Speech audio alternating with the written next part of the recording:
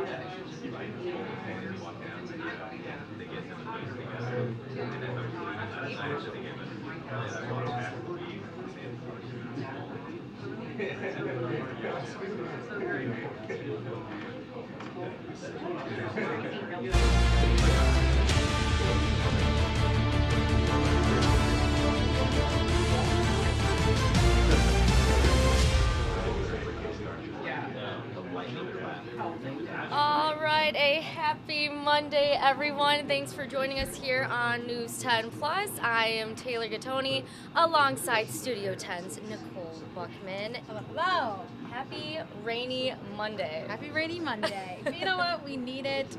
It's fine. No complaints. Sometimes it's good to get that nice smell of rain and it starts to leak off. I'm not too worried about it today. No, I just want to be at home reading a book. I agree. There's it's so fun to read outside when it's nice and sunny, but there's something about reading a book on a cloudy day. So yeah, it'll be a good day. And there's going to be a lot of fun happening on Studio 10 today. There you go. We have some royalty coming on.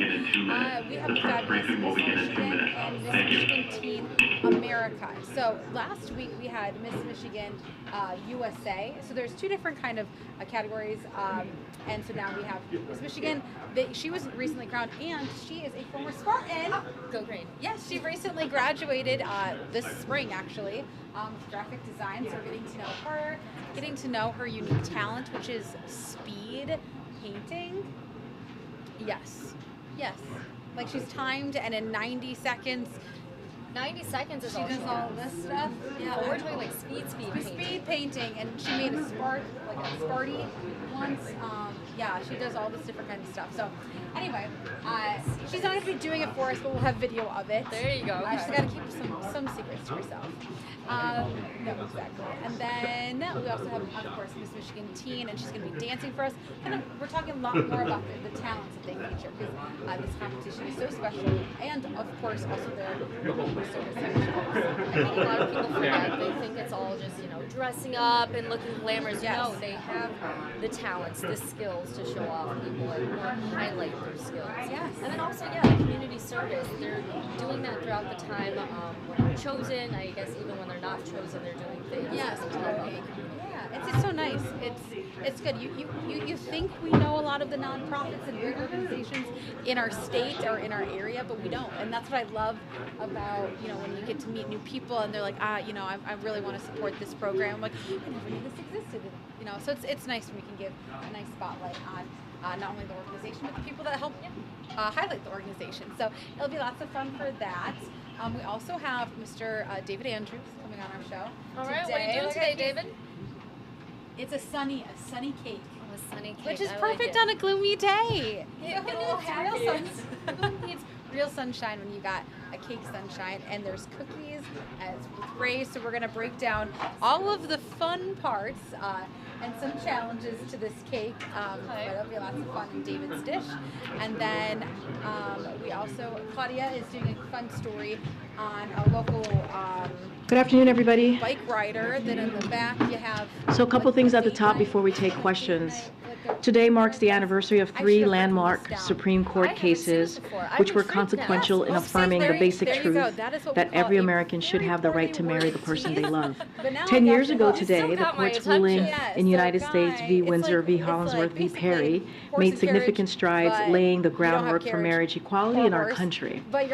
They were followed 2 years later by the Supreme Court's ruling of Obergefell v. Hodges, finally recognizing that LGBTQ+ Americans have a constitutional right to marry who they love. These monumental cases moved our country forward, and they were made possible because of the courageous couples and unrelenting advocates in the LGBTQ+ community who fought for these hard-won rights. Last year, President Biden was proud to build on their legacy by signing into law the Respect for Marriage Act, guaranteeing the rights and protections of LGBTQ+ and interracial couples, and he continues to call on Congress to pass the Equality Act to ensure equal rights under the law for all Americans. Our work is not over, but today we celebrate the progress that has been made, and we recommit ourselves to the work ahead. As you all know, this week, the entire Biden-Harris administration is highlighting the work we've done to grow the economy from the middle out and bottom up, not the top down. The president's economic strategy has powered the strongest recovery of any major economy in the world. This morning, you heard the president announce $40 billion towards ensuring every American has access to affordable, high-quality, high-speed internet. On Wednesday, the president will deliver a major speech in Chicago to highlight how his strategy of growing the economy by growing the middle class is delivering for the American people. Throughout the week and clearly next several weeks, you'll continue to hear from leaders across the administration on how the president's economic plan is delivering results for the American people. With that, as you all know, Admiral is here to answer any foreign policy questions that you may have on the news of the day. Of course, you can always connect to us on our other social media platforms as well to see what we're doing around here. And boom, bada bang, it's right there. I know there's still a lot of interest out there in events in Russia over the weekend, so just a few words at the top from me. As you all just heard from the President, the United States closely monitored those events, with President Biden receiving literally hour-by-hour updates from his national security team throughout the weekend. And those updates continue. On Saturday morning, the President convened a call with his top national security aides to discuss the developments and any impacts that instability in Russia could have as we prepared for a range of scenarios. And the President also convened calls with many of our allies and partners throughout the weekend, and those calls continue. National Security Advisor Sullivan, Secretary Blinken, Secretary of Defense Austin also spoke with a number of their counterparts as well. Now, as the President noted, it was important that both internally, here inside the administration, and externally Everyone, with our allies and it is good to partners, see some including much with needed Ukraine, rain in that the we area, all, and we shared will our continue to perspectives deal on with what was some going on on, and and off we all rain this stayed on the same afternoon, and page. tonight it should We wind also down made tomorrow clear, morning. Now, to it's all not our enough allies to and solve a partners, drought, that the but United States was still not enough involved to at least and help would the not get crops involved along in a these little events. bit. We're talking And an that we view additional them quarter to as half an inch internal of rain Russian in most matters. areas. Could be a We few delivered that spots that same even message see to a the little bit Russians more than themselves that. through That's over appropriate the next diplomatic 5 channels. days. I'll Here is a emphasize, look as the at President when the did bulk just a of the little rain bit will ago, fall, and it's actually it's too early to today speculate and on the impact into these events tonight. might On have, or Tuesday, to reach any the showers definitive should conclusions, depart the except area in one, the of morning course. hours. Wednesday And and that is Thursday that look no like matter dry what days. happens And then next, we get we're into gonna stay Friday or closely Friday coordinated night, with those allies and scattered partners, and we're going to showers and continue to stand with thunderstorms in Ukraine. the area. So As we're here is a speaking look at here our right now, hour-by-hour Ukrainian forces are still forecast. fighting We have for an their area low country. pressure just kind of They're still spinning trying way to up to the call north. back We have some on captured and off showers territory. this They're still afternoon. taking, Could be some and wind they're still gusts at times inflicting near 30 casualties. miles per So hour, whatever and there occurred in is Russia this just past enough weekend instability did not around change those that there facts. could be an Didn't change the facts for isolated us, didn't change those thunderstorm or facts two for that Ukraine. pops up. Now, They severe absolutely are weather's not gonna not change our continued anticipated, but support for you know, don't be that. surprised Have to if take you a hear a few little words. rumble outside as we go throughout the afternoon. Now, this is 7 p.m. It's a slow-moving area of low pressure still up to our north and just will be creeping its way out over Lake Huron as we head throughout tonight. Tuesday, lots of clouds, maybe a stray shower or two to begin the day. They should not last too long. And notice as the day progresses, we should see the cloud cover start to thin out across the area. It's just too soon to know. For this afternoon, we have some on and off showers. We recognize Temperatures that not moving a Wagner lot. still We're has a talking presence upper in Africa. 60s I to think around you know we 70. have The best we will do worked to for a hold high. Wagner For tonight, accountable. They are scattered listed showers as a around. Our transnational low criminal tonight, organization. We have 58 sanctioned them. degrees. Now, for We will continue tomorrow, to any take those raindrops actions that end are in the morning. appropriate, to try to Some limit their clearing ability to late in continue the to day, sow a high of chaos 74. and We are violence back in the wherever it 80s is. Wednesday and But Thursday. it's just too soon to Late know after Friday the weekend's into events Saturday, where it's Wagner not goes raining as the an entire entity, time, but a couple of showers and or storms where are Mr. possible Prigozhin with goes highs in terms the of his 80s. leadership And of it. Sunday, right now, looks dry with a high of 82. Ukraine is warning that Russia has completed thank you, preparations Darrin. to potentially Definitely blow wanna up the have an umbrella Zaporizhia kept nuclear on power you. station. Is that your assessment as well? I'm not going to get into specific intelligence. I would tell you that we're watching this very closely, seen that reporting. We have, as you know, the ability near the plant to monitor radioactivity, and we just haven't seen any indication that threat is imminent, but we're watching it very, very closely. And more broadly, as Secretary Blinken said, this has exposed cracks in Putin's power. How concerned are you that Putin could now be more desperate, more unpredictable, to the point that he could take more extreme measures to try and maintain his grip on power? Yeah, I won't speak for Vladimir Putin or hypothesize about what next steps he might take or might not take. I think it's important to take a step back here and remember that the Russians still have tens of thousands of troops inside Ukraine, and that, as I said in my opening statement, there's still active fighting going on. The Ukrainians are still trying to claw back territory. The Russians are still vigorously trying to defend against those efforts by the Ukrainians. Week, we are set to have numerous chances of rain, and that's causing townships to start uplifting their burn bans. I spoke with DeWitt Fire and farmers who share how impactful this rain could be this week. I'll have that story on News 10 at 5:30. President Biden said very well earlier, this is an internal. Thanks, Deanna. I'm Erin Bowling, and I'm on MSU's campus today to speak with a Ukrainian soldier.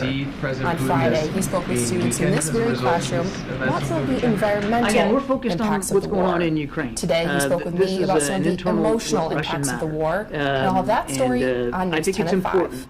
to remember that Mr. Putin still commands a very large and a very capable military.